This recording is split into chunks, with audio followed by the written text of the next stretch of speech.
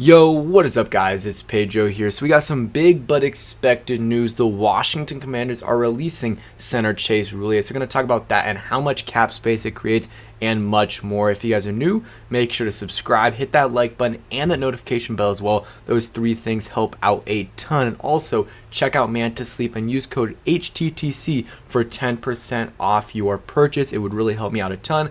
Link in the description and the comment section. This isn't super surprising. I talked about it yesterday in my video of 5 players I think the Commanders would, consider cutting or have the possibility of being cut, and Chase Roullier was one of the top guys on that list with Andrew Norwell and some others if you guys want to go ahead and check that out. Talked about it, Chase Roullier, really unfortunate because, and I just want to give, props to him because he was a 6th round pick. I can't remember what year, 2015, around that time.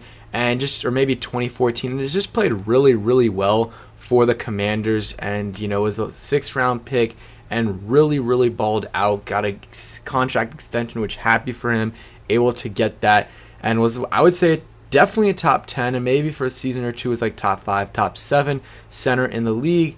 Then in 2021, he had a leg injury midway through the season, and this past year had another leg injury in the beginning of the season, missed the end of both years. It sucks, man. It really sucks because he's a great guy, great teammate, and a great football player, a very good football player for the Commanders for a while, and thought we had the center position shirt up, and we saw how hectic it was without him there.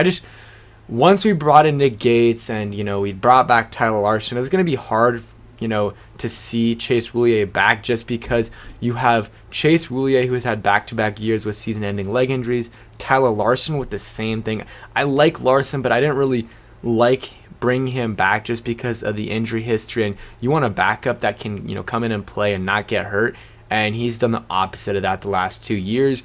And then you brought in Nick Gates, who hasn't had a ton of injury history, injury issues, but he has had one that is a major issue that had him out for over a season and had over 7 surgeries on that same leg. So that concerns me, but they did bring in Ricky Stromberg, so they have pretty good depth at the center position this year with Larsen, Stromberg, and Nick Gates. Of course, Nick Gates will be the starting center, I believe, unless Ricky Stromberg looks amazing in camp. And if he does, well, Nick Gates, they said he's probably not going to play guards, so he's our center. And if Stromberg is playing amazing, he'll start and Nick Gates will be backup, and maybe you move on from Tyler Larsen.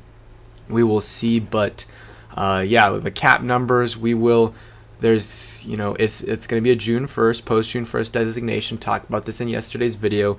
If you're going to cut him, you have to cut him after June 1st, or you don't have to, but it makes so much more sense. So $4 million in dead cap. We save $8.37 million in cap space. So this will be more than enough to pay for the rookie class. They really only needed a little bit of, over $1 million to pay their rookie class. They had about, 2.5 mil, I believe, in cap space. You need about 3.5, but you need more cap space in order to, get some free agents, some more camp bodies, some stuff like that, if you want to, get a Cam Curl extension. So that's kind of, this money will create $8 million, and then you got the Bob McCain money that'll come in soon as well after June 1st. Andrew Norwell will probably get cut, over, past June 1st, and then maybe there's a contract restructure or two that they do, maybe with Kendall Fuller. Maybe they want to extend him a little bit, or with Curtis Samuel if they want to extend him a little bit, or you can have, Logan Thomas take a pay cut,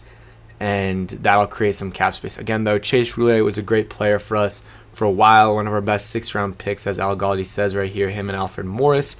And, when this offseason started, I was like, I would be fine keeping him just because, the injuries sucked, but before that, he was pretty... he was very healthy. He played from 2018 through 2020, played 46 of 48 games, but the last 2 years had 2 injuries that got him out for the rest for the whole year. But when he did play, he was very solid for us, and thought they could have maybe kept him, but Nick Gates, they brought him in, and then I honestly would have been fine keeping Chase Roullier, restructuring the deal, but keeping him. You're still drafting Ricky Stromberg and then bringing back Larson. I know that's kind of what the same thing you've been doing, but at least you have someone in Stromberg who can start for you, or kept Chase Roullier, restructured his deal, brought in another backup veteran that hasn't had really any big health issues, and then bring in the rookie. But it is what it is. I'm fine with their decision here. It just sucks to see someone like Chase Roullier, who's been a good part of this team for a while, and he's gone. And one crazy stat is Terry McLaurin is the last offensive player from the pre-Rivera era. That is absolutely crazy. That is crazy. It's only been, this is the fourth off season. We haven't even started the fourth season, and he's the only offensive player from the pre-Rivera era, which is like, when you say that out loud, you're like, that can't be right. But then you look at it, like, everyone here has been brought in by Rivera. You look at the receivers, besides Terry, obviously, Curtis, De'Ami Brown, Curtis and De'Ami Brown, and Jahan Dotson, all three of them brought in afterwards. You got Gibson, Robinson, all those guys, Patterson, Williams, all brought in afterwards. I guess, on offense, the offensive line, everyone was not here before. You look at it, like Moses was gone, Eric Flowers left, or we moved on from him. So that it's crazy to say, but he's the only player from the pre-Rivera era. So, it's not saying it's a bad thing, because that offense in 2019 and 2019 was terrible, but it's still not been great. But I think it's moving in the right direction. Hopefully this year with Sam Howell playing, better, or not better, but better than what we've had, I think it'll help out our offense for sure. And I think Nick Gates will be the starting center, unless Ricky Stromberg looks absolutely amazing in training camp and preseason. If that happens, I think they'll start him, have Nick Gates as the backup, and Larson, I guess, as the third string, and that's a really good group. Because you got some really, really good depth there. And then starting left guard is still a question, and not a spot that I feel good about. Like Sadiq Charles, it's his fourth year. Like, he just hasn't been great, and he's dealt with injuries, but who's to say that isn't going to happen again? And even if he plays well to start off the year or to start out camp, like, you still can't feel amazing because of the injury, history there. And then you move on to, Chris Paul, just a totally unproven. Who knows? I like him. He's got good potential, but who knows with that? Maybe you bring in someone else, but left guard is still a very big question mark.